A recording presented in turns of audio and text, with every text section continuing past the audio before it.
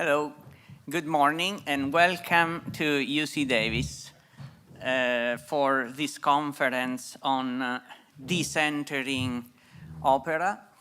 It's such a pleasure to see you all here in person. I'm going to offer some brief opening remarks. But first of all, some announcements like this room is quite small, so if I talk like this, everybody can hear, it's okay. However, we have audience who is connecting through YouTube, and if we don't speak through a microphone, they can't hear us. So there are two mics for questions, answers. We plan this to have generous time for discussion because it's a symposium, so I hope it's an opportunity to have dialogues and also for you to talk to each other, get to know each other. It took a long time to organize this symposium, and I would not have been able to do it by myself.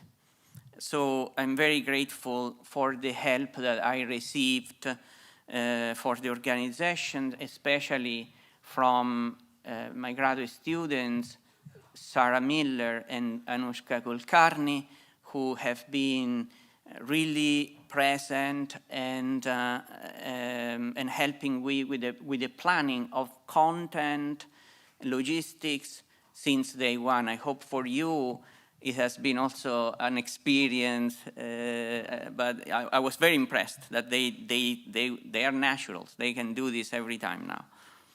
But I also want to thank Phil Daly, with our event managers and all the team. You see a lot of people here, other graduate students helping, so this is a team effort.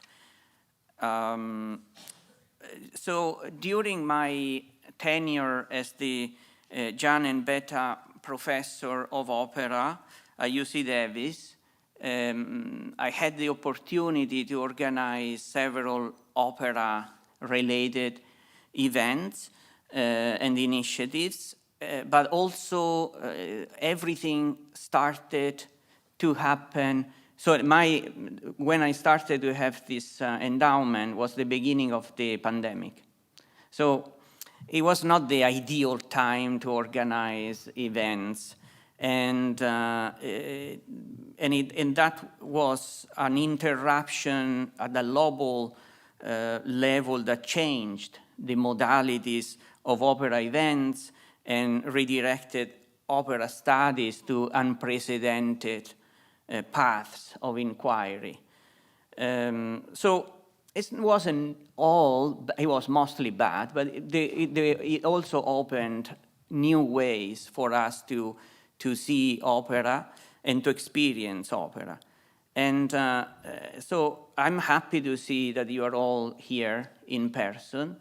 I'm also happy that we developed the technology and the culture to make these events available for people who cannot travel and can follow them remotely. So I extend my welcome to all of you who are watching us on YouTube. Sometimes there will be interruptions for people who are on YouTube because there are clips that are copyrighted, we can't show, or speakers who prefer not to be visible on YouTube, but most of the conference will be there. This new accessibility is, one of the positive outcomes of the COVID age. So another opera event that I organized after a year from the beginning of the tenure, the Popper tenure, was in January 2021, 10 months into the lockdown, and it consisted of a roundtable discussion about opera at this difficult time of the pandemic, with the participation of stage director Francesca Zambello orchestra conductor Christian Baldini, who will be conducting the orchestra for the opera concert tomorrow. You're all invited. And there will be Met singers, including Malcolm McKenzie and Brett Poligato, who, by the way, Malcolm was also teaching part-time for us, and during the lockdown, he told me that he was just singing in the shower, basically. So it was like everybody in the opera business were out of a job. All the engagements fell apart, as you know. And they offered also a remote graduate seminar, meetings and on staging, performing opera. And then a month later, Naomi Andre, at the time you were at University of Michigan, presented also for us remotely on Black opera, Blacks in opera, calling attention to the need to study and teach more operas by African American composers or cast more African American artists in opera. So I'm grateful to you, Naomi, for being here and for accepting my invitation this time to offer the keynote address, which will happen tomorrow, on a related theme, but extending also to underrepresented voices from, no, it's today at 3. Today is at 3. Yes, I organized the conference, I should know. So also, no, Asia, Latin America, so this one will be broader than the other one.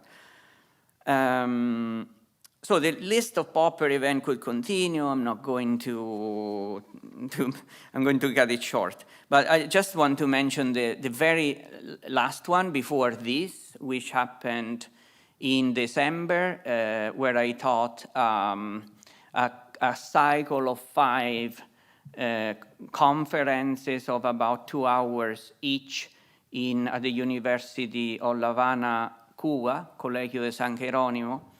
And that was the first time I was teaching in Spanish. And they asked me to teach a course about opera and revolution, not only graduate students, but also opera singers, producers from Cuba. And they lamented how opera virtually disappeared from the Cuban stage due to the lockdown again, but also to other perhaps worse problems that are related to the terrible financial economical crisis in Cuba that started many decades ago with the embargo, and now it's really as bad as during the special period in the 1990s. Yet, I was really moved by how much interest and thirst and hunger for opera there is, even in countries, in places where opera productions are basically not happening at all live. There are concert formats, but nothing seems to be able to kill opera. What happens is that there are new ways to reinvent opera, so the modes of production and consumption are shifting radically. Opera is adapting to new, in fact, if you think the production, so in Venice in the 17th century, they were extremely minimalistic, and they were able to survive the lack of theaters, the lack of resources, and this is happening today in many places. But this brings me to the present meeting. The scholars who will present at this symposium are changing the course of opera studies, and that's why I chose them very carefully, because they're exploring topics and methodologies that were not present in traditional opera studies. The title of the symposium, Decentering Opera, summarizing this proliferation of alternative operatic objects and new ways to look at opera that have been ignored or marginalized or were really unconceivable when in the past, even in the recent past. So the question, why Decentering Opera Now, this is the title I put there for my opening remarks, can be answered with the retort, why not? Okay. But also, why only now? Maybe this is a more interesting question, you know? Because this question, why now, allows a reflection on how decentering opera in the past was not easy nor safe in an academic environment. So an important present to make is that center is both a geographical and a conceptual entity. Studies on opera in the past were composer-centered. Studies of great operas, the great works were text-centered, so the opera was not the libretto and the score. Studies of theatrical events were venue or stage-centered. And methodology were discipline-centered, often dividing operas in historical era. So, you know, the 17th century opera scholar could not say anything about Wagner. And national centers of productions, and that affected also the way I structured, but I was asked to structure the Cambridge Companion to 18th Century Opera. So there is France, Spain, England, you know, and those are all European countries. And then attached to it, there were the colonies conceived as an extension of the center of the colonizing powers. So scholars who attempted centrifugal paths of inquiring were decentering themselves from mainstream opera studies. When I started in opera studies about 20 years ago, or a bit more, Joseph Kerman's idea that in opera the dramatist is the composer was already crumbling under the erosive force of deconstruction and deconstructive philosophy, questioning the idea that opera was a unified work of art controlled by a unified creative agent. And yet, the scholarship continued to be solidly centered on great composers, great works, era centers of productions, represented by important opera venues located in capitals and residences of sovereigns, of the kings.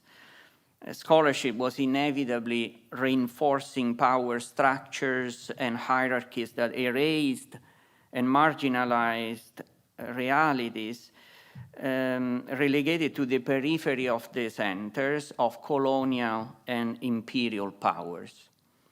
Some titles of excellent opera studies that really impacted me, that I really love still today, so not a criticism, betray this orientation. Now, think of Danielle Hurt's music in European capitals. There it is, European capitals. Or even Mary Hunter's The Culture of Opera Buffa in Mozart's Vienna composer. So she talks about many composers, but Mozart has to be the center. And Vienna is the capital of the Sacred Roman Empire. And then the edited volume, Opera Buffa in Mozart's Vienna, Mary Hunter edited with my advisor at Cornell, Jim Webster.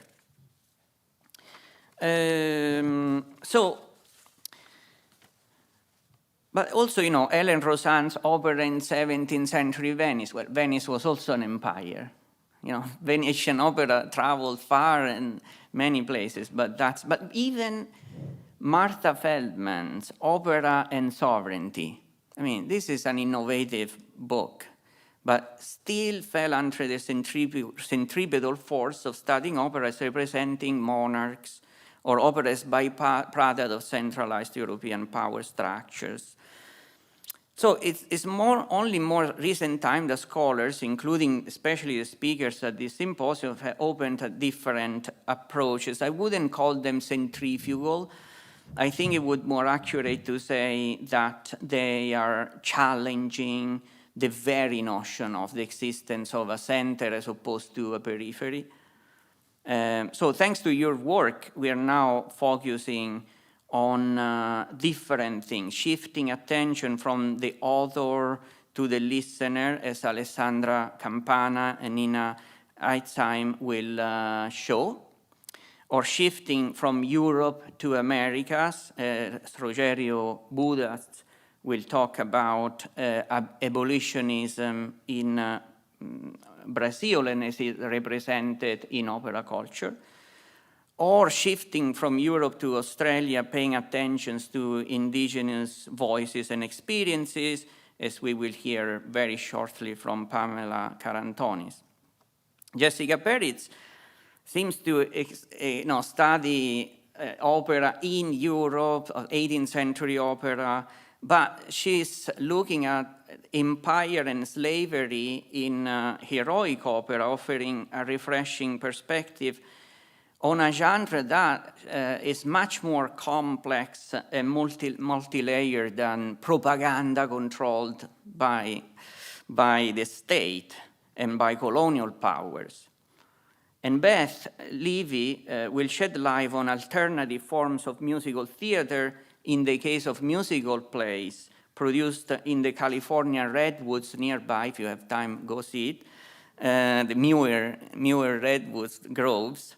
While Chris Morris and Emanuele Senici will talk about alternative modes of producing and experiencing opera emerged during the pandemic. Another, perhaps the most radically decentering approach to opera studies will be offered by Imani Mosley, which is, she will talk about the use of AI to generate images for advertising, for advertising opera. So opera companies are using these AIs, and that opens a whole can of worms. But this was, I think, it's inconceivable as a theme on opera studies even 10 years ago. But I especially urge those of you interested in opera studies of the future not to miss the panel of work in progress by graduate students that are now exploring different ways of decentering discourse about opera, and that will happen tomorrow, so please don't miss that. So without any further ado, I'm going to have a shift to the first panel in a Wagnerian way. The bios of the presenters are in your beautiful program. I'm very impressed with the way they put it together. So the first speaker is Pamela Karantonis, who, as I mentioned, will present work that she's doing on voicing indigenous and black voices in opera in Australia. And Pamela has been at the forefront of exploring underrepresented voices in opera, both as a singer. You sang in Chinese, yeah, I was very impressed by that. But also as a scholar. So her book, Opera Indigene, Representing First Nations and Indigenous Cultures, was a groundbreaking study when it came out in 2011, and is still disrupting mainstream narratives about opera. So still fresh. So please join me in welcoming Pamela Karantonis.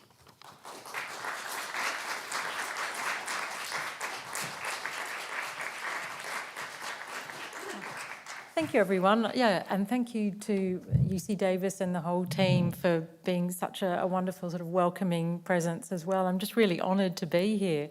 Thank you, and really looking forward to this conference. I would like to start by acknowledging the nations of the Patwin tribes, who are the traditional custodians of this land, and to pay respects to elders past, present and emerging. I'd also like to acknowledge the Gadigal people of the Eora Nation, upon whose land the Sydney Opera House is built. So this paper today, I've timed myself to be exact here. So this paper will look at, among other considerations, the promotion of popular performance formats by opera companies in Australia, especially where First Nations artists and stories are concerned. 2 case studies in this paper are both 21st century works, one being a feature film music video, One Night the Moon, and the other a 2020 revival of a 1990 production, Brand New Day. And I've got the libretto and original documentation here, Brand New Day, which also was turned into a feature film in 2009. Opera Australia and an independent opera company, Short Black Opera, I've also got another small case study that I'll be showing you today. These promotion by an opera company of more popular platforms or musical theatre platforms is a strategic one for both parties. Brand New Day's endurance can be credited to its adherence to the truth of many Indigenous Australian experiences, which has built community and wider recognition over a number of decades. So the promotion of these popular formats suggests an ambition for inclusivity in programming and an embrace of more popular forms.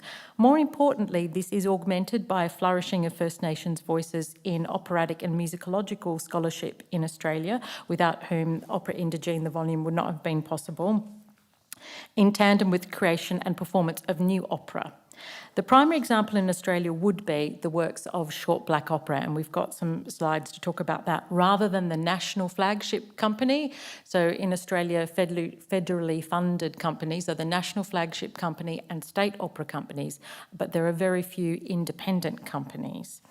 The inequity and exclusive power structures around opera production in Australia is continuous with a failing collective political will to transform the gestures of recognition of First Nations cultures, and consequently, what I would contend is the stagnation of opera in Australia more broadly.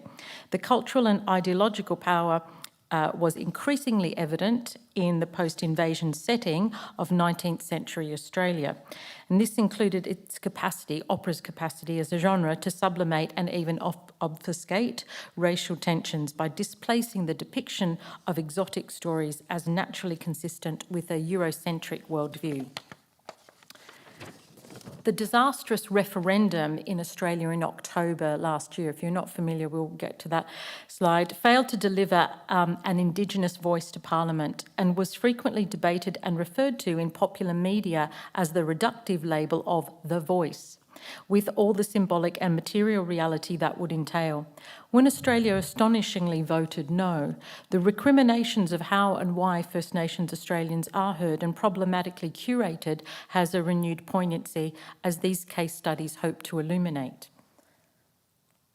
Okay, so I just have here, because we are live streaming the event as well, just the warning that Aboriginal and Torres Strait Islander audience are warned that some images, footage and voices of deceased persons may be contained in some of the material. So, right. So the referendum last year, the First Nations, I guess I'm looking at how opera companies respond to and are situated within the context of a political event, for example, the referendum. The referendum was to alter the constitution, and it was to, in effect, to bring in Aboriginal and Torres Strait Islander voice to Parliament. So it was an advisory voice so that communities would advise on legislation or policies that had an impact on Aboriginal and Torres Strait Islanders. And that was rejected by about 60%. Why and how is probably definitely a topic for another paper. I mean, I was astonished that it had to be put to a vote, but it was because of the legal reasons of constitutional reform. Thank you, that's very kind. And I'm looking a little bit at here the popular campaign. So most cultural organisations, of course, backed the yes vote, universities, opera companies, theatre companies, ballet, dance companies. So from Opera Australia, we have from the National Company, while respectful of any alternative opinions amongst our employees, audience and supporters, the board and executive of Opera Australia accept the invitation to walk with First Nations people and to support a First Nations voice to Parliament by voting yes in the upcoming referendum. Some of the examples here, I've got screenshots from the television campaign for the Yes campaign, and they are, you can see, white families engaging with various forms of media in which progressive moments in Australian legal history are displayed. We can see the vote, sorry, I'm not familiar with using clickers, but just down here, the same-sex marriage referendum, the successful vote for yes. We have a restoration of native title, a restoration of Uluru, so previously called the colonial name Ayers Rock, so traditional owners now owning Uluru. And and so that campaign was soundtracked with The Voice by John Farnham. I'm not sure if people are familiar with the 80s power ballad. I won't play it today, but whereas the Sydney Opera House itself has always been a canvas with the beautiful white tiles of key political or historical events. So last year it was the 50th anniversary of the opening of the Sydney Opera House. And of course we have here the Aboriginal flag as part of that. So that's from the outside, but then what happens on the inside of opera companies? So from the inside, opera is, I would contend, being decentered culturally by musical theatre, and I think First Nations work would change this decentering in productive ways. The phenomenon of opera companies globally is that they are producing well-known musicals, I would say for box office reasons. I'm not sure. I went to the Sydney Opera House where the Opera Theatre has now been renamed the Joan Sutherland Theatre in 2012.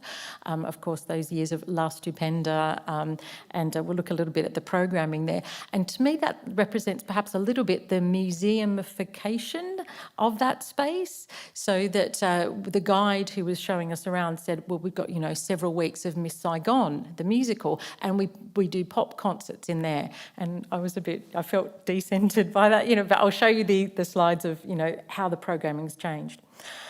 Also, another point is that emerging composers claim that work is an opera, and this would be interesting for others to discuss here, when the melodic structures, rhythms and vocal styles are very much from popular music traditions, not specifically related to 20th century vocality. It could be that the score is operatic, but the singing is musical theatre style, and there's a lot to unpack there, and why is that the case?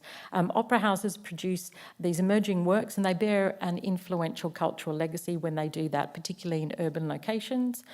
New musicals and works with a pop platform have, I would contend, more credibility to newer audiences with a commitment to progressive politics, as opera companies do not act radically enough. We have an example here of the screenshot. Vidya Makin's I Need You to See Me is a song campaign in Australia that was in response to a 2020 Musical Theatre Endowment Prize, where all 30 shortlisted competitors were white. Upon learning this, the finalists stood down and the competition was suspended. Participants in this song campaign were all First Nations, global majority and culturally and linguistically diverse, which suggests how exclusive the original competition must have been, because, for example, culturally and linguistically diverse may be, for example, Lebanese Australian, so it does suggest some power structures there that are concerning. Opera Australia has formed a reconciliation action plan, and I'll unpack what is reconciliation. So their paper stands for this year, it's the policy for this year. My question would be, what for an opera company is a bolted-on gesture of equality, diversity and inclusion, and what is a universal design for something to be truly inclusive for 21st century opera? So, for example, a young artist program for First Nations talent and development, that would be good. Research and development workshops for new writing, that would also be good. So reconciliation is defined by 5 key areas. Firstly, race relations. Secondly, equality and equity. Thirdly, institutional integrity. Fourthly, unity. And finally, historical acceptance and recognition of what has happened. So Opera Australia has pledged to include more First Nation stories within the content that is produced, to create a youth outreach opera project and to use its sphere of influence to positively influence choices that move towards more reconciliation. But if we look at the actual creative output, we only have 3 items in the report. So 2013 is Yarrabah the Musical, which is based on the northeastern region of Australia. The Rabbits, which is an opera that's sung very much in a kind of musical or pop style with some classical elements and orchestration, and Brand New Day, which is a jukebox musical that has been revived. So This is a wonderful, please do Google this. So Deborah Cheetham-Freelon is a professor of voice at the Sydney Conservatorium and was awarded the Peggy Glanville Hicks Address slot in 2019. And her paper is titled In Answer to Your Question, and really addresses the power structures in granular detail and with a great deal of fire and excitement. So Deborah, I've put in bold the composer by necessity. I think that's an important context. So as a 21st century urban woman who is Yorta Yorta by birth, stolen generation by government policy, soprano by a whole lot of hard work and diligence, and composer by necessity through her career, Deborah has constantly been called upon to explain herself, justify her place in the world of classical music. It has been a hard road and acceptance is not guaranteed. I think that's a really interesting question about composer by necessity too. To summarise these points that Deborah is making, and I really do encourage I show it to all my students, it's just fantastic principles. One of the points is that when arts organisations get funding in Australia, for example, they might say, oh, we really want to stage something to do with an Indigenous creation story or that kind of thing, or look at a reconciliation issue. They would then have to engage First Nations artists in order to comply. And, Deborah sort of rightly challenges here, the compliance is an issue, because it's not done as sort of a grassroots approach that is totally inclusive. It's a kind of tacked on approach of searching for people, I don't want to say at the last minute, but I think Deborah said at very late in the process. And so this practice, Deborah says, of the afterthought of inviting the Indigenous person to their own culture is not and has never been an acceptable practice. But it is going on today, and I need you to call it out when you see it. This situation is without doubt the result of our nation's failure to deal with both historical and contemporary dispossession and the exploitation of Indigenous knowledge and cultural practice. So Deborah, who's also in this image here, founded Short Black Opera. So that's an interesting idea where the structures don't exist.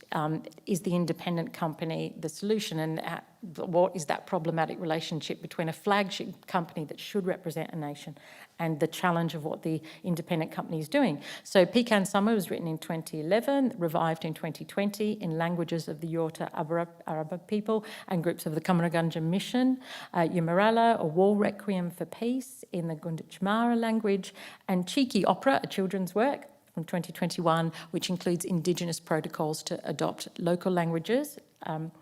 So one of the excerpts we're going to hear today is Powang Lifts the Sky, which is based on a magpie story, and it does have an outreach element to younger audiences. It's co-produced with the Victorian Opera, which is one of the state operas in Australia.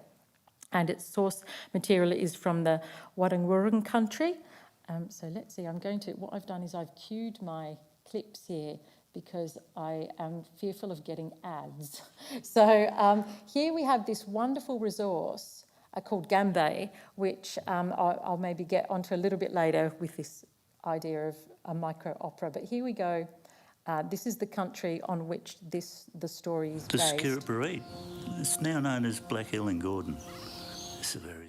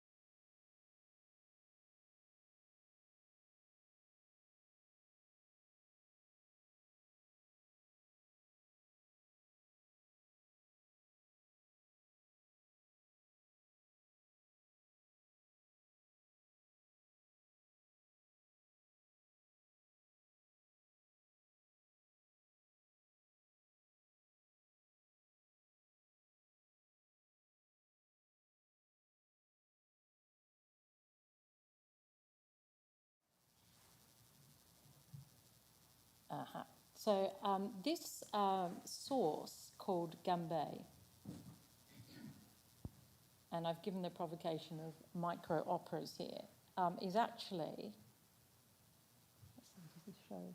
Okay, so you can click on this and find basically over 200 Indigenous Australian languages. And, you know, the idea of a micro-opera, I think a micro-opera could be seconds long, and I wonder if that actually extends the definition of a micro-opera, or that actually this might be a platform for considering multiple stories being told. That's just one provocation there. Right, so the other one is that, I've done a little snapshot of every 20 years of what's going on with opera in Australia. And we can see in 1986, the kind of height of the last stupenda years. You had something like 24 operas fully staged in the Sydney Opera House. That's above and beyond the state opera companies as well. So that's quite a lot, because I'm sort of looking at just half the season at the end in pink and the Royal Opera House up to July. It's about sort of the same, or actually even a little bit more. Then we jump forward to 2004 and we start to see it receding slightly. I feel like I'm using diagnostic language here. And as we have different shades in here, there are different cities sharing the production.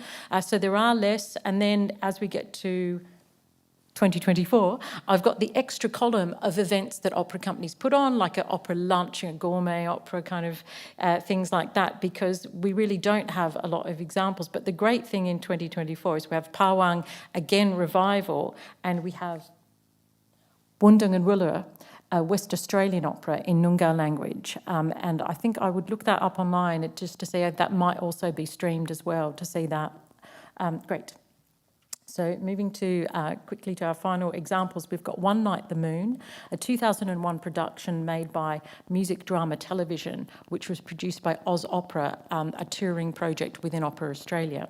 It was inspired by the documentary Black Tracker from 1996 by Michael Riley about his grandfather, Alexander Riley, who worked for the New South Wales Police.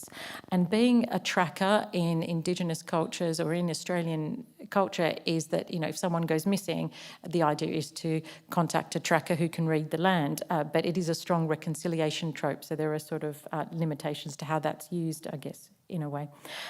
Director and co-writer is Rachel Perkins, whose father, Charles Perkins, was Australia's most prominent 20th century civil rights campaigners, and Rachel went on to direct the major feature film of Brand New Day and a lot of high-profile projects. The work is done in collaboration with non-Indigenous artists. Kevin Lucas and Kim Batteram have worked before on collaborative opera projects which bring sometimes a European art house aesthetic to the work. Mareed Hannan's work has a kind of Irish folk element to the music, so it's some unusual combinations. Kev Carmody, Indigenous Australian composer, is also involved. Paul Kelly, non-Indigenous singer-songwriter. A leading role is taken by Ruby Hunter, Indigenous Australian singer-songwriter, but I think not enough role for her, and she plays Albert's wife. The themes of the work deal with the tragic consequences for white landowners of racism. So I think if I leave this, if I stop this, I can play a little bit of this, and it's, unfortunately, it does have some racist terms in there when the landowner, his daughter has gone missing, and he doesn't want Albert to help.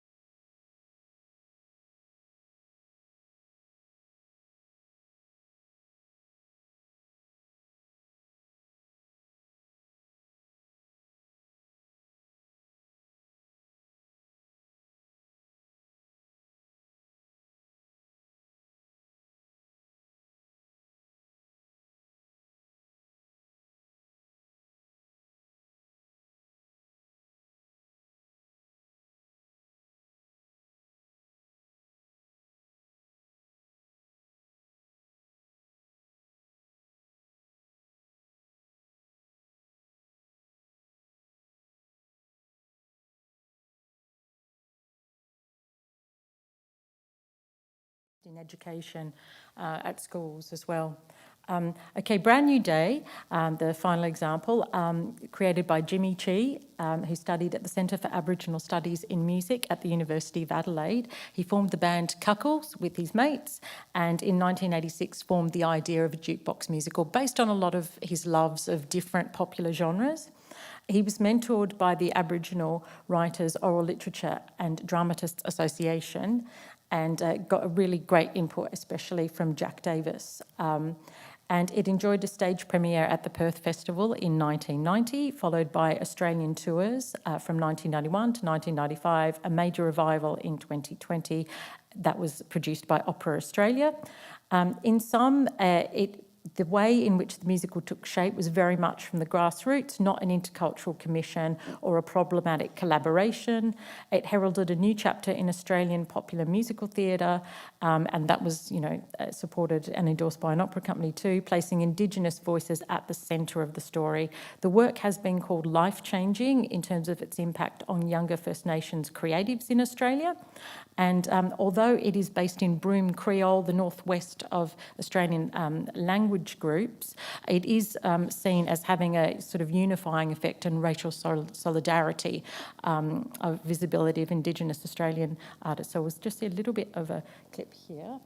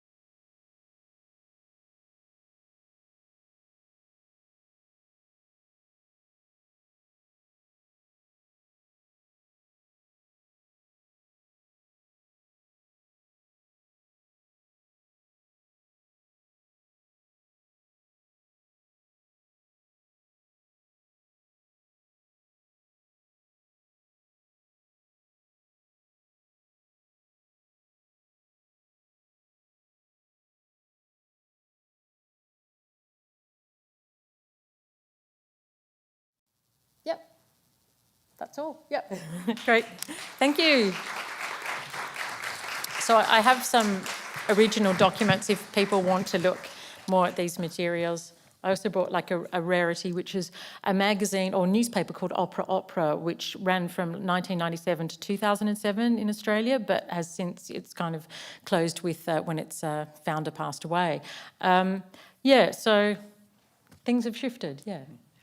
Thank you. We have a little bit of time for questions and comments. And we can bring the microphone to you, so you don't have to go to the microphone.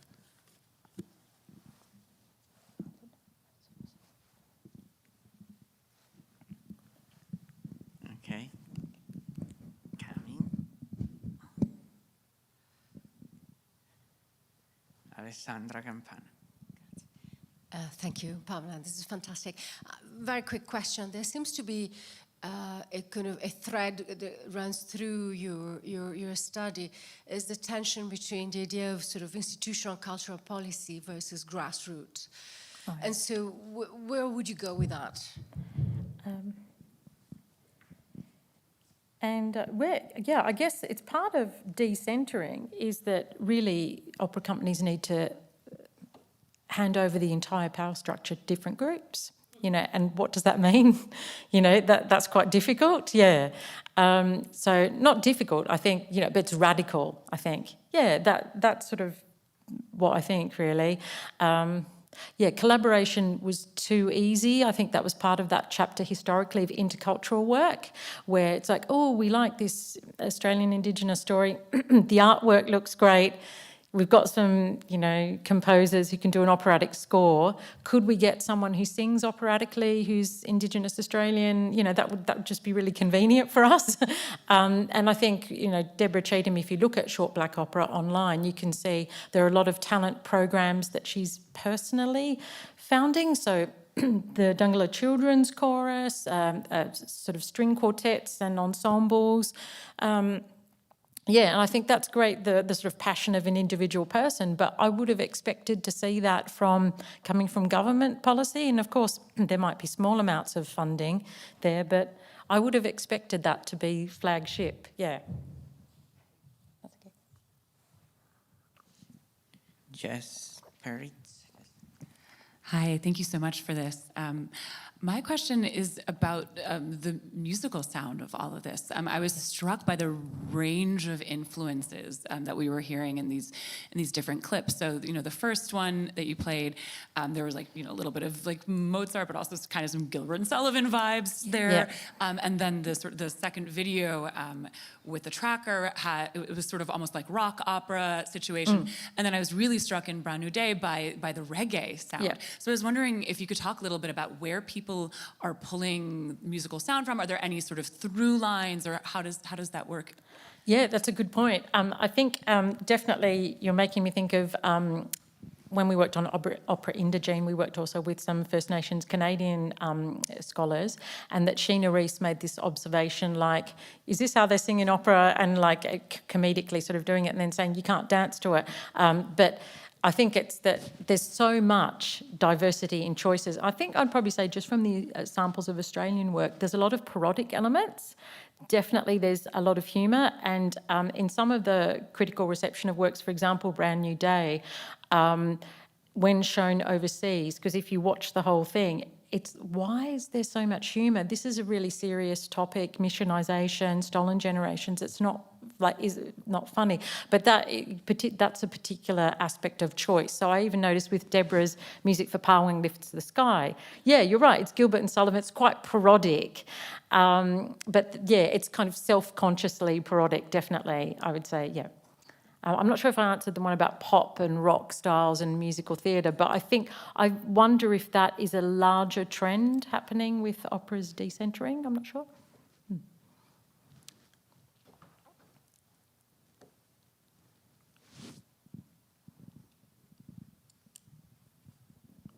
And there are a lot more work. So I guess I threw a lot of ideas into the paper because I was very excited to come and see you and speak. But I could have done, a link with all the operas written about and with First Nations Australians, but I haven't done that. So that's sort of a whole other area because there is more work. Yeah, definitely.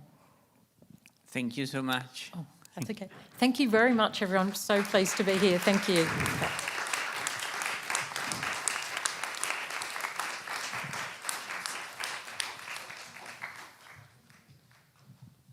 So our next speaker is Imani Mosley, and Imani Mosley is a scholar of 20th and 21st century music.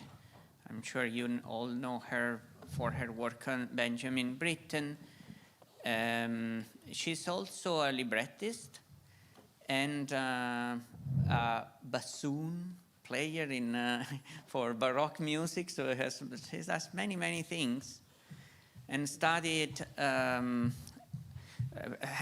an interesting approach to the protest songs in the Me Too movement from the perspective of sound studies. But all of this is not what we are going to hear now, because Imani Mosley is going to talk about the use of IA by opera companies for advertising, as I mentioned. So please welcome Imani Mosley.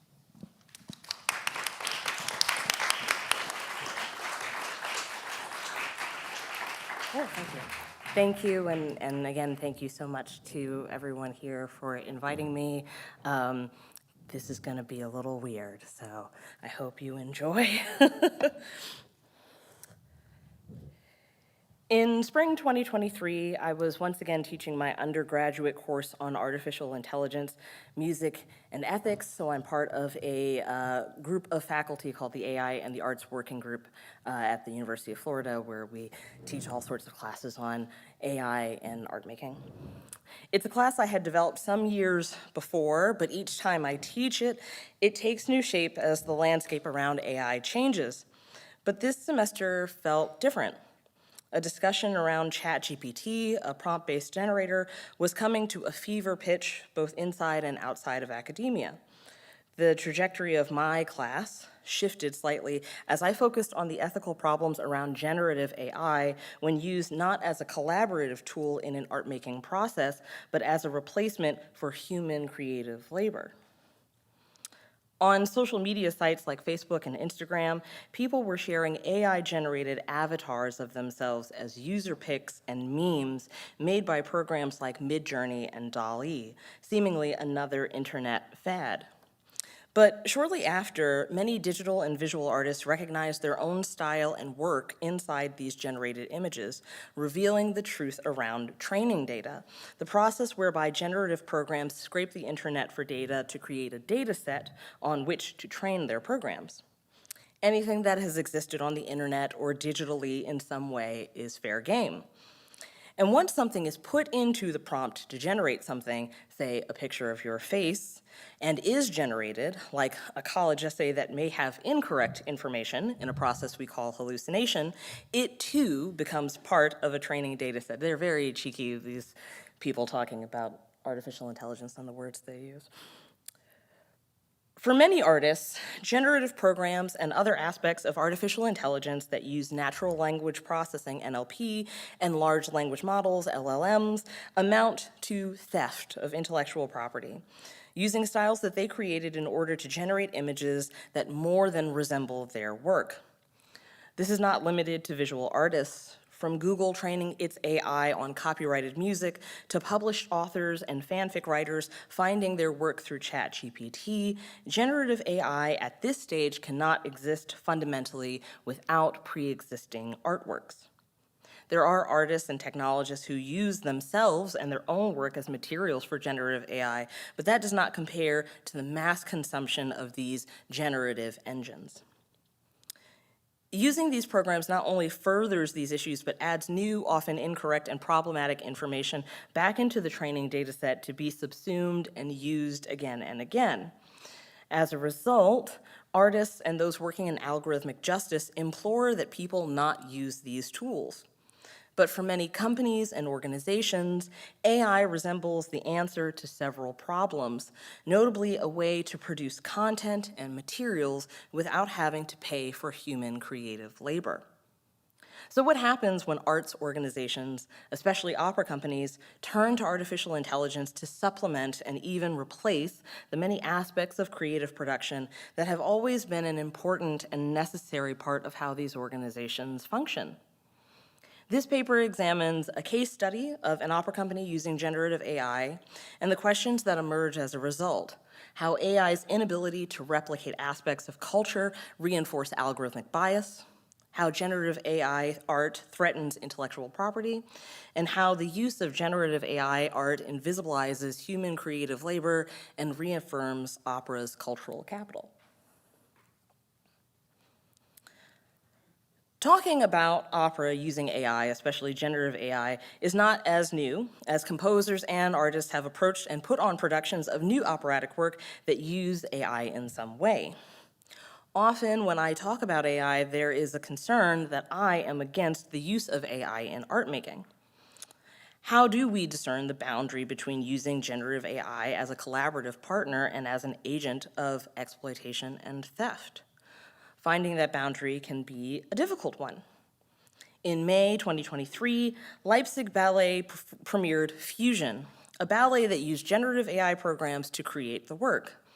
Created by musician and AI artist Harry Yeff, also known as Reaps 100, and creator of works for voice that also use generative AI, such as Voice Gems, and choreographer Mario Schroeder, and stage designed by Paul Zoller, the work examines the possibility of creation that can stem from the voice, including a voice manipulated by AI. Yeff, quote, utilized generative artificial intelligence tools such as DALL-E 2 or Midjourney to create a series of imagined ballet dancers based on portraits of the 35 international dancers participating in the production. AI has also served as inspiration for the set design, costumes, and choreography. Yef uses his own voice that acts as a catalyst for exploration, accompanied by generative synthetic voices that contribute to the otherworldly musical landscape, end quote. Yef's work straddles this invisible boundary, sometimes reminiscent of composer, musician, and technologist Holly Herndon's Holly Plus, a tool that allows others to make artwork with her voice using machine learning. Voice as the site of technological transformation is by no means new, and artists like Yef, Herndon, and others see voice as a way to embody artificial intelligence, confronting our own embodied human selves. Yef calls fusion, quote, a living, breathing fusion of human and machine collaboration that combines contemporary classical compositions with flashes of electronica and human voice. Here we see the myriad positive possibilities of generative AI as a collaborative tool in the art-making process. But this is not the only way in which AI was used in this work. Images created from generative AI programs are used as the starting block for set design, costumes, and choreography, inspiring all aspects of the work, from the concept to the music and the set. And while Yef and his collaborators clearly transformed those images to create a new imaginative work, that final step is not one that is always recognized or undertaken by other artists. And some would argue that even just the use of DALL-E or Midjourney in such an influential stage in the creation of this work is still unethical, regardless of its later transformation. But this is an example of how artist-technologists use these tools to create new works. What does it look like when the tools that are being used are not by artists, but by organizations? In a post on LinkedIn, John Gomez writes, quote, "What might have been Giacomo Puccini's attitude towards using modern brand design and marketing strategies to promote his operas, considering the historical context and his innovative approach to opera composition?" Gomez, founder and CEO of Opera Innovatica, an organization, quote, "committed to revolutionizing the cultural landscape by leveraging the power of opera as a dynamic force, bridging integrations of innovative technologies, opera, and diplomacy." If you've been on LinkedIn, you recognize that speak. Goes on to talk about the possible connections between generative AI and the opera industry.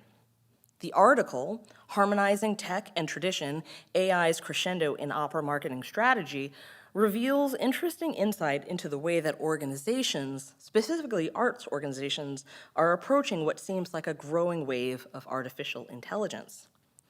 He talks about opera companies embracing generative AI influencers with a focus on branding that would supposedly help to make opera companies more efficient and, most importantly, more solvent. Quote, "These models, generative AI models, transcending the efficiency and cost effectiveness of generic AI, are intricately designed to maintain the artistic sanctity of opera while propelling brand objectives forward," end quote.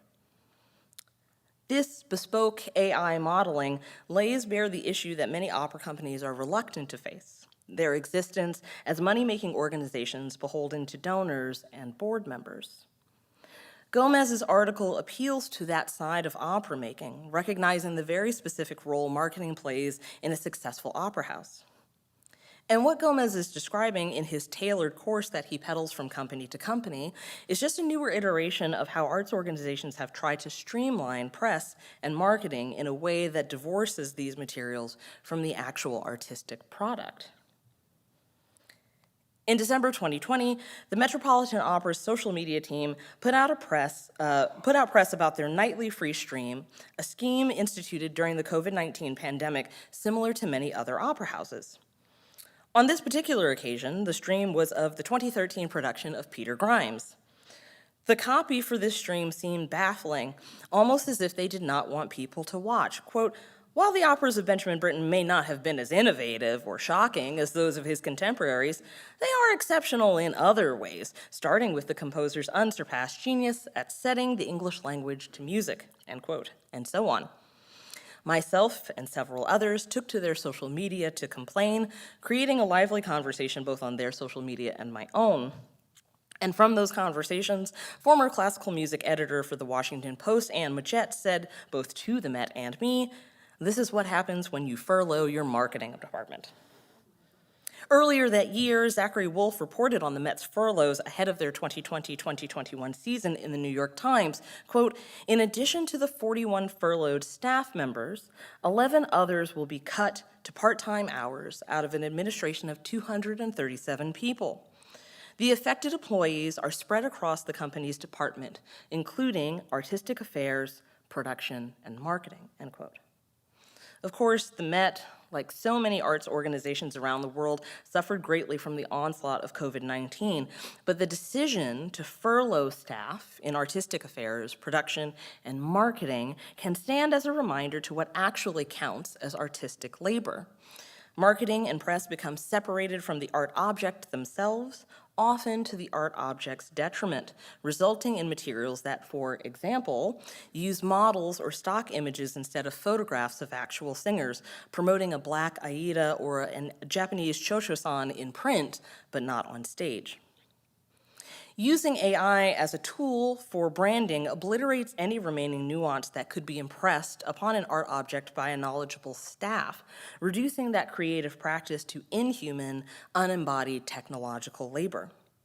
And the results of that reduction pose ethical and intellectual problems.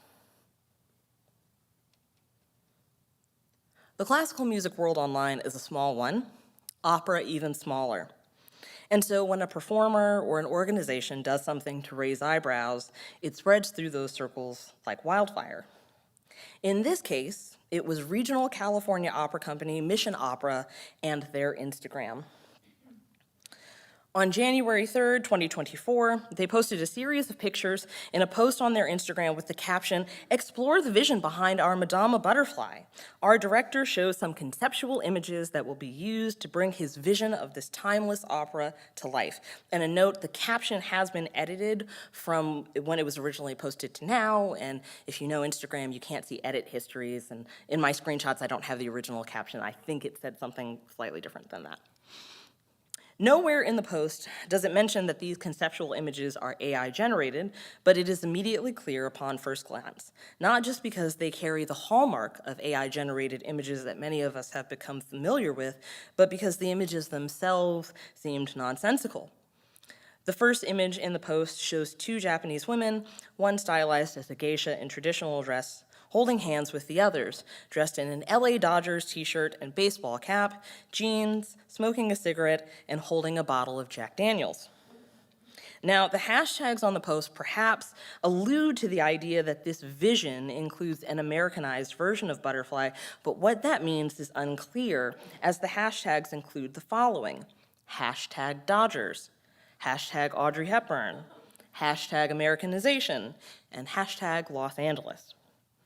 As you swipe through the pictures, the image's relationship to Butterfly become less and less clear as it turns to a Japanese Audrey Hepburn in Breakfast at Tiffany attire holding an American flag, to a traditional tattoo-style image of a Japanese woman, pin-up style, flanked by portraits of the band members from Kiss.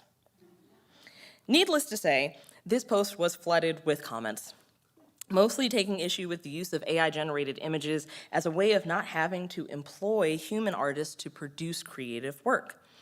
Users posted comments like, "Can you please respect and value artists? Using AI for your vision tells me you're 1, super lazy, and 2, don't value the arts world, period, and maybe the director can pay a real artist too," and so on. And even though they had been inundated with comments, a few days later, Mission Opera posted to their Instagram again with a new set of AI-generated images and the caption, "Ever wondered what goes into the creating of the stunning costumes for Madama Butterfly? Follow us behind the curtain to see some of our incredible costume concepts." This post explicitly aimed at replacing the work of a costume designer, with the images mimicking the style of a designer's sketch. But these images, even more than the previous set, reflect some of the real problems generative AI engines like Midjourney and DALL-E continue to have, now memeified on social media, like extra fingers or on a hand or floating limbs. The sketches here are supposed to be historical in nature, but as pointed out in a Twitter thread by singer and former costume designer at Secondary Jess, nothing about the historical nature of these images is correct. Quote, "Why is he dressed for both 19th century Montana and unknown time period Japan at the same time? Where is he supposed to be going, and what scene is this for? Why is his kimono like 4 feet too long for him?" This post also received several hundred comments complaining, including 2 from scholar Noriko Manabe, where she writes, quote, "Have you not spoken with anyone who knows about Japanese culture or even looked at photos of people wearing kimonos? This is not only aesthetically questionable, but ethically disgusting. If anything, an opera company should be trying to get away from the exoticizing aspects of this very troubled and outdated opera. You're in Los Angeles. It's not as if there are no people of Japanese heritage or some knowledge of Japan around you with whom you could consult." In addition to comments about the unethical nature of using generative AI to create, the post saw comments that saw the deeply problematic nature of using generative AI to create culturally informed images, with one user commenting, apologize for language, quote, "If you don't give a fuck about kimono or proper costume design or other cultures, then maybe keep your hands off Madame Butterfly. Worse people could accuse you of cultural appropriation and just using a whole cultural dress with rules and meanings as plain aesthetics. The use of AI is just the cherry on top of this disgrace." This is not a unique problem. In a Twitter thread posted by Danielle Boyer, she addresses the rise of AI-generated images of indigenous people. Quote, "Generated images can't yet get specifics of our regalia or elements of our communities and blends it all together in a pan-Indian abomination that can contribute to stereotypes. To use AI in this way only adds to the appropriation of our culture and feels dehumanizing," end quote. Boyer goes on to talk about algorithmic bias, the idea that groups, peoples, languages, and cultures are underrepresented in the data used to train AI algorithms, which then goes on to perpetuate inequity and bias and create artificial intelligence that cannot take these groups into account. So if you've ever heard of someone discussing facial recognition and surveillance, or more simply, automatic faucets not recognizing hands with darker skin, then you have encountered algorithmic bias. The fact that Mission Opera chose to use some sort of generative AI to create images for Butterfly specifically seems to exemplify the way in which that opera is often understood by opera companies in relation to race, as well as what happens when human creative knowledge and labor are invisibilized and erased. It creates a perfect storm that dredges up all of the larger conversations around AI and ethical art making that have come into greater focus over the last year.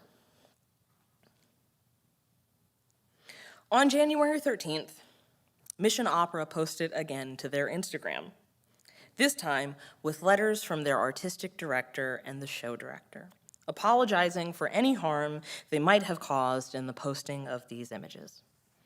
The response to this apology was not positive, as it seems that the company was responding to an incredible backlash that they had not intended and were trying to do damage control.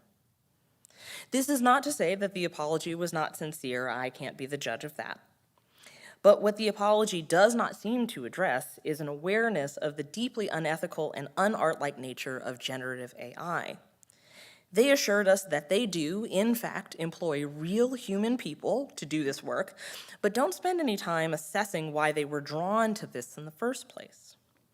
Cultural capital is still capital, and it comes as no surprise that opera companies would fall into the same AI pit that so many other organizations have as a way to maximize time and earnings.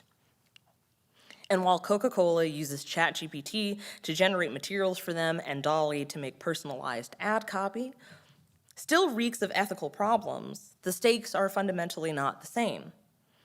Opera companies are not making Coca-Cola, they're making opera. And continued attempts to remove and invisibilize human creative labor in favor of computer-generated labor within opera companies, or any arts organization for that matter, puts that art at risk. Timnit Gebru, technologist, algorithmic justice advocate, and founder and director of the Distributed Artificial Intelligence Research Institute, had this to say about AI and art on the podcast Tech Won't Save Us. Quote, "No, human artists are not just copying. They're not combining existing data and compositioning and then spitting something out. They're putting out their own experiences, and they're coming out with new stuff, coming out with all sorts of stuff. And so these people want us to believe that art is nothing more than just combining a bunch of stuff that already exists and just spitting it out, right? And what about when people come up with a completely new style for the first time? It's like they make you talk about art as if they know exactly what they're talking about. And so to me, it also makes me sad for them, because I feel like the depth of humanity is so small for them if this is how they think about humans," end quote. She goes on to say that this discourse about art from people in AI hides any meaningful conversation about how generative AI is, at its core, theft. Gebru's comments hit on this multifaceted conversation about just what art is to technologists and programmers. It is understood as the apogee of AI because how a successful generative art making means a supposed closeness to replication of humanity and what makes us human by artificial intelligence. So I just saw last night, I didn't have a chance to read the article all the way, but there was an Ars Technica article that came out that says mathematicians using data analysis have now proven that Bach is the greatest composer. So if you're interested. This confluence of corporate bottomlining and shallow artistic reproduction is a minefield for opera companies who choose to employ it. And if arts organizations want to think about AI as a collaborative tool rather than a vapid site of exploitation, they must first rectify the capitalist impulses that push them, and all of us, towards AI in the first place. Thank you.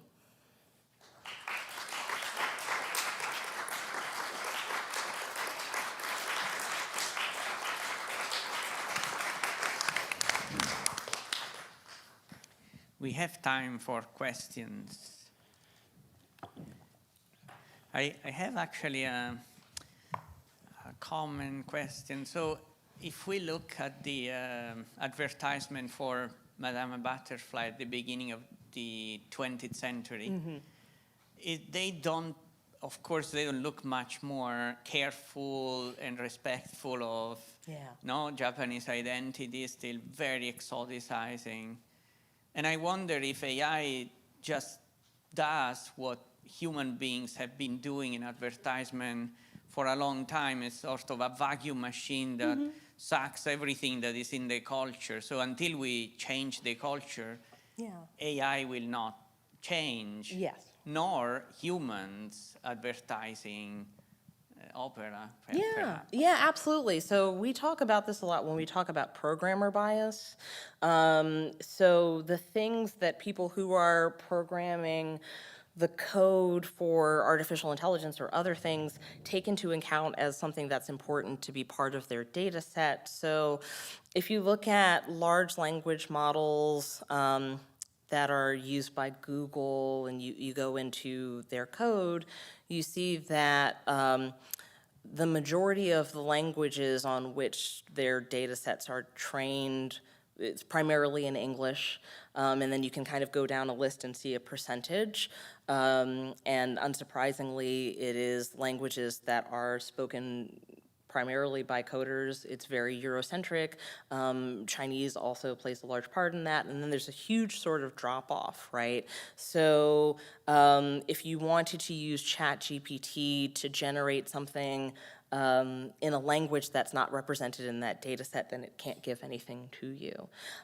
So the issue here is that if there's already this built-in programmer bias about what Butterfly is supposed to look like or what Japan is supposed to look like at this particular period of time, and there's no other information because there aren't programmers who have that knowledge, either they themselves are Japanese or have other insight into the culture and then can build that that into the data set, then there's no way for it to make it in there, and it continues to replicate this thing over and over and over again. So there's definitely a need for humans to have to change the way that we look at it, but also have a conversation between historians and artists with programmers and technologists to make sure that they are thinking about the ways that they're building these training data sets.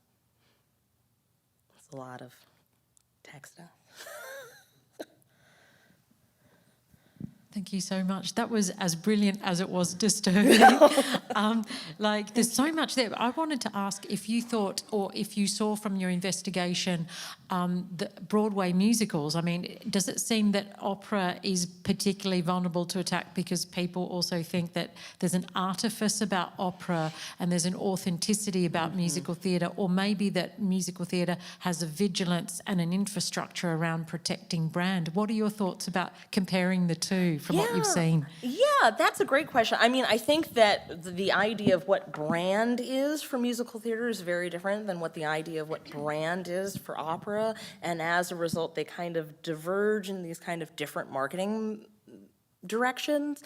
There's not really a lot of musical theater that uses artificial intelligence in the same way, because there's so much of a brand that is kind of focused on, oh, here's this person, you're coming for this person and this song and this kind of performance, whereas for the artificial intelligence generative AI that I've seen for various opera companies, it's kind of like a plug and play sort of model.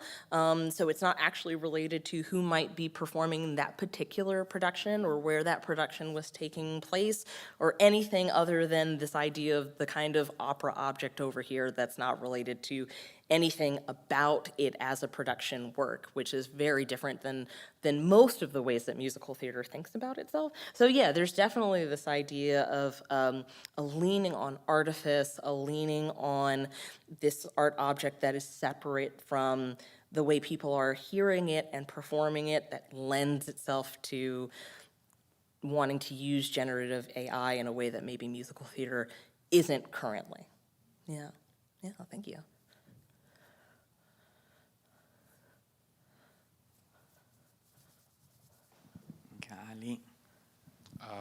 Yeah, hi. First, thanks for a great presentation. I was thinking, based on you're saying that you think their apology was not very sincere in this case. Do you think they may try to use this again, but with like corrections in it, so people may not recognize? I was thinking maybe soon, because, you know, in academia, they are saying that it's inevitable. Like, students will use AI wrong or right. So I was thinking maybe they may consider having a new job, like as AI supervisor or something in opera houses, to correct these mistakes. But at the same time, they are getting like free new ideas from AI. Yeah. Well, I mean, I don't know if the apology is sincere or not, and I'm not going to say whether or not I think it's whether I think it's sincere. It's on their Instagram if you want to read it. Probably the apology was AI generated. I mean, maybe. Well, it's very interesting that you say that, because the letter from the sort of artistic director and CEO and the letter from the director of the show are very different. And the letter from the director is basically like, I don't need AI to represent any of my work. It's like, oh, okay. Yeah, there is a feeling of a kind of inevitability, and maybe there is a need to create new sort of positions to kind of fend this off. I mean, I don't know. I don't think Mission Opera is going to do this again. I think they learned their lesson, I hope, because they were, I mean, it was for about 2 weeks, they were kind of getting dragged all over the internet. But I mean, I have several other examples of opera organizations using artificial intelligence that I just didn't have time to get into. So, I mean, we're going to see it everywhere, and I don't know if anyone is going to really learn a lesson until people say, hey, don't do this. So, we'll see.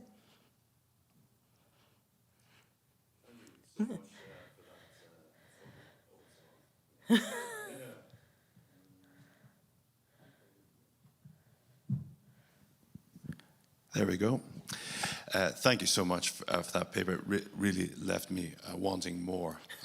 Leaving wanting more, it's a good thing. I'm just thinking about your reaction to the Peter Grimes comment. I mean, isn't a part of the problem with that situating, that exclusion of Grimes from the modernist canon, not so much leaving out Peter Grimes, but assuming a modernist canon in the first place. Yeah. But there's another thing there, which has to do with advocacy, even apology for works, that institutions, when they invest so much in an opera, they tend to, they endorse it. Yeah. Even when they purport to critically deconstruct it in the staging or whatever, they're effectively they're branding it, they're marketing it, they're riding on it and its reputation.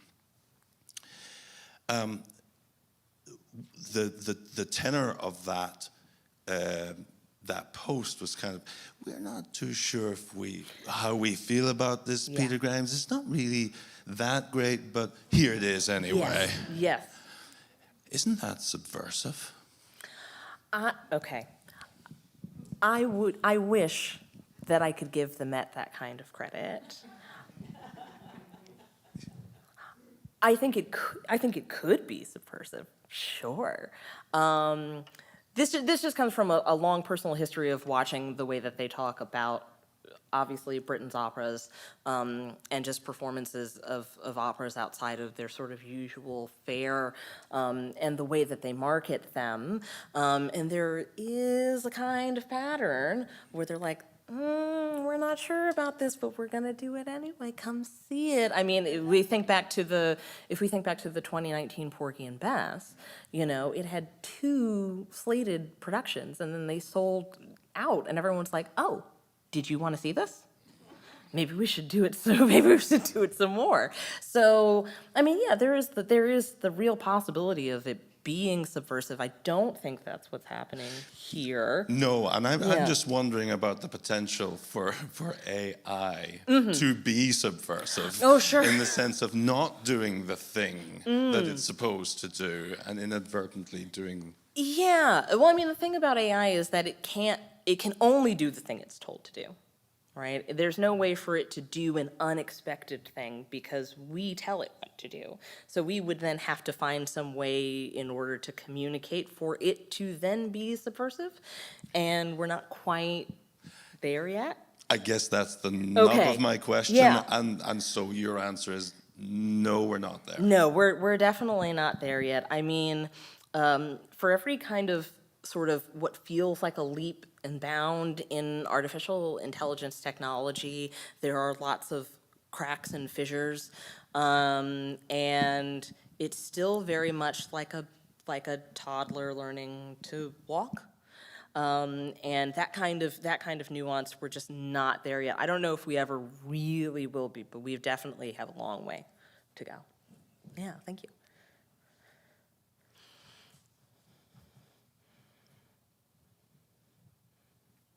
Thank you so much for this wonderful paper. Thank you.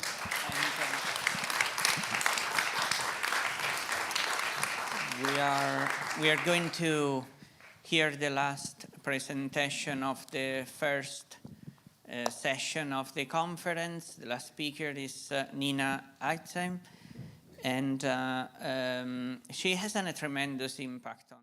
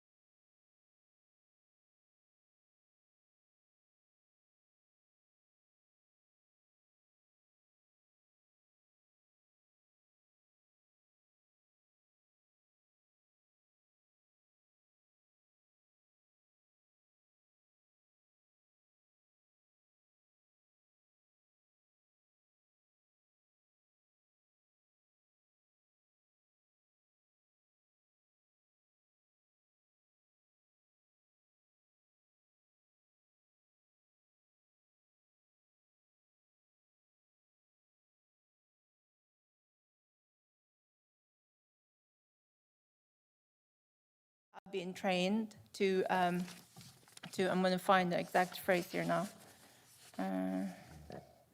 Who have been trained on the data set, the training data set. The training data set are these 10 plus. The list had originally the 50 most played operas in like major opera companies. You can go and find them, and that's our training set. We are like AI. I mean, we're not. Yeah, so we have trained on those data sets. So our listening is those authorizing forces as well, because we go out and we say good opera, bad opera, not opera. And our viscerality, I think we must not forget that that's so much part of that equation. Also, people who actually do the programming, they're going to feel viscerally whether something is going to work or not, and they're anticipating whether the viscerality of the people who will buy the tickets or not. Of course, it's where the money comes from. It's the larger structures of our society that have made some people more authorial, more legible than others. So it's our current society.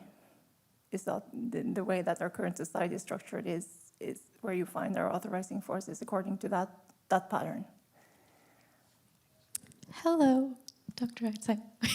Hello. Thank you for your wonderful talk.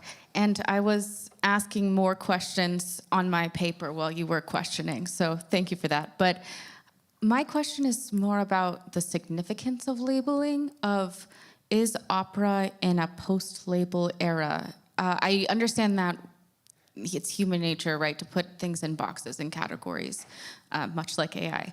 But is this something that we need to continue putting a label on? If people in power are always the ones putting the label on it, is it now time to be subversive and consider just taking music as what it wants to be? Is it the composer's role to label it? Or like, what is the significance of putting it in that box? I understand that opera comes with a long legacy of like history, what type of audience there are, like considered serious music. But just your thoughts on that. But what did you, can you hear the word you said in the beginning? What is the significance of what? Labeling, of putting a label on opera? We have 2 more questions after this. Oh, sorry, I feel bad. You guys will need your lunch. But I can just take them on your lunch.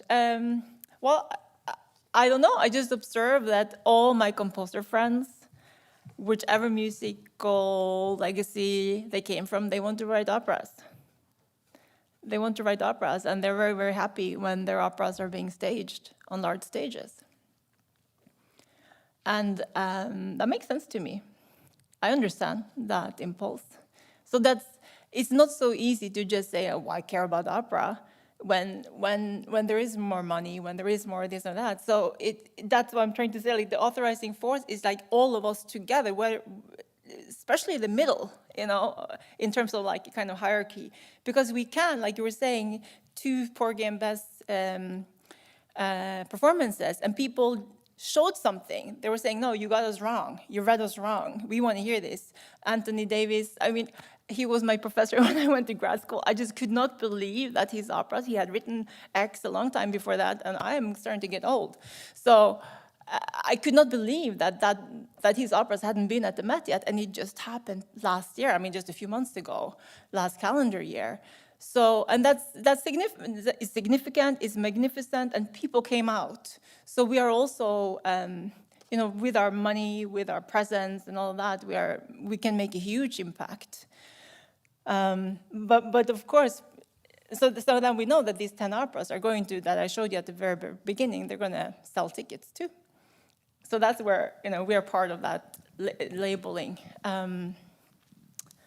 It's such a complex picture or answer or like kind of conversation. And so what I'm trying to say is like everything needs to change. It's not the boxes. I don't know if it's about, this is not a critique, but I'm not sure if it's about centering and margins. And this is like the whole thing needs to be restructured. And then the question comes back to like, can we do it with the way we are communicating with one another today? Like we're trying to talk together, and we have this shared language, but where does that shared language, I don't mean just words, but like the shared kind of multimodal communicative schema that we have. Where does it come from, and what does it do, and what did it do, and if we use it, will it continue to do the same things, or can we? So that's why I'm trying to, in my writing too, I was just also getting nervous when you were talking about AI, and I saw your images, I was thinking, oh no, people are going to think this is like AI, because you're like, so that I want to show, no, I'm sitting here and trying to think outside, like outside of like words, like outside of this, because I think like all these words, I feel so trapped, like it's really, really hard to say something different. So I try most of the time to write outside of words. And then in the very end, I try to find some words. And I know I'm kind of like going down the same path, but I'm trying to, I don't know. So I have a question by Naomi and then one by Dean. Sure. This is just thoughts to think about further. We can talk about it more later. I appreciate your sort of thinking experimentally and sort of what our categorization does.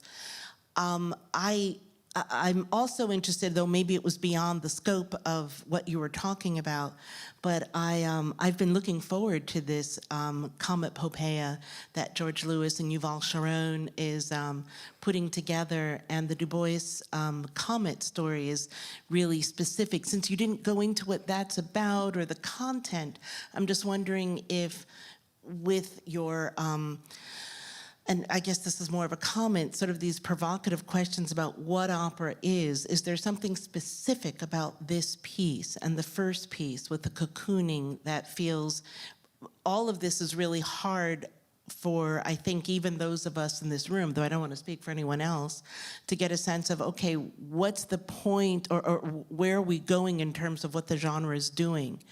With the Venetian example you gave up front, I guess, maybe the fact that it's both Venice, this, and then Popea, but with there's some really interesting, complicated racial dynamics going on that you sort of alluded to briefly, with sort of this comet comes, you've got a black man and a white woman, it's the end of the world, and they're on the top of this building, and they're supposed to recreate civilization.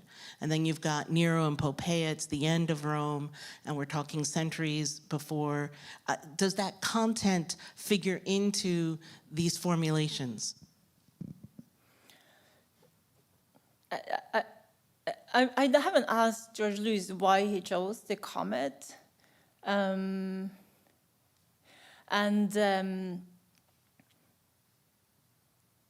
I know, I believe that it was quite a collaboration with Yuval Sharon to actually, pair the two together. My understanding is that George didn't imagine it to be with Popea from the beginning. But it's interesting that he chose this kind of very operatic story with the comet, right? And then it's put together with with a kind of similar type of story. Oh, you still look like you're questioning. Yeah, they're quite different. George Lewis's first opera, the afterword might play a little bit into this. Sorry, George Lewis. Sorry. Again, I don't want to. George Lewis's first opera about the AACM, the Association for the Advancements of Creative Musicians, afterward might play into this a little bit, sort of the process of understanding something. And yeah, Yuval Sharon was really involved with it. So again, maybe you're not looking at the content of what it is or the complicated racial dynamics or how that is. I was just, I was just wondering how this fit together, but you might be asking a different plane of questions. I think I am asking a different plane of question, which is not to say that I wouldn't ask others at a different point. But right now I'm thinking like, what are operas that try to intervene with opera? And I think Juliana does that by making an opera around the audience and having the form of opera listen to that audience member, and then having that form kind of reflect back on being a dialogue with that audience member. And it turned out that George, his whole opera, The Comet, ended up being in this very, very strong dialogue with a very, very core repertoire piece in the history of opera. And the story of the comedy is so devastating because it looks like it's so hopeful, and then it kind of just crashes.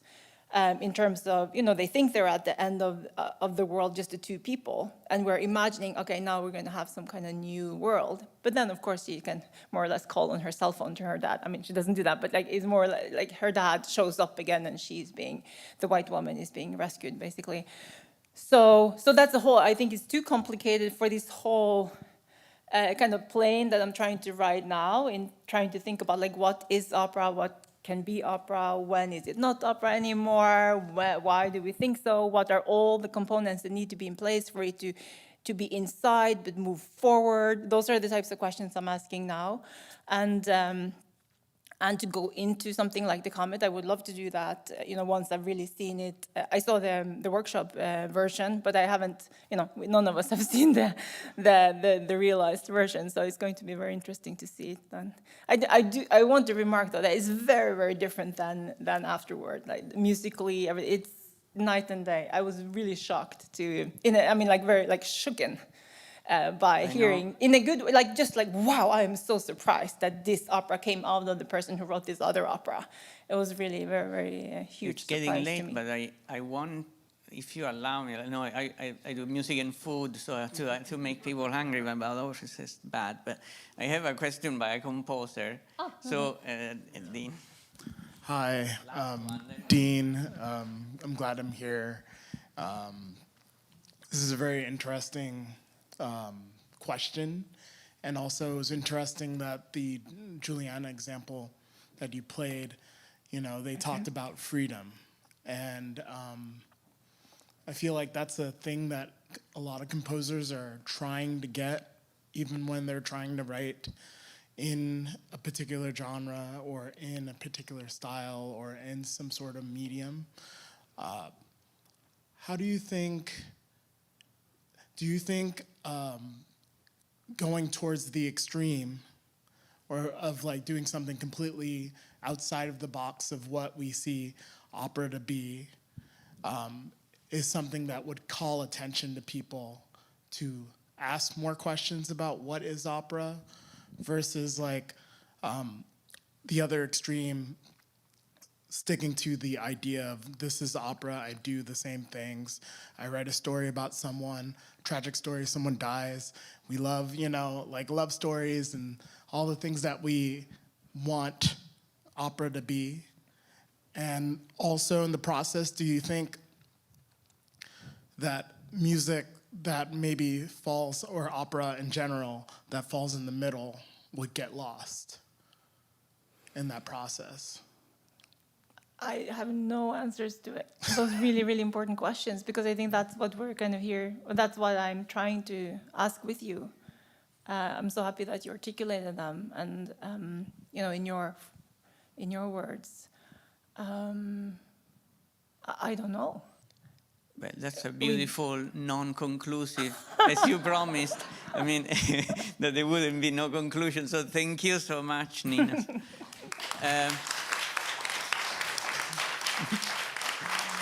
There is thanks for your patience. There is lunch for everybody here, so just go to the other room, grab any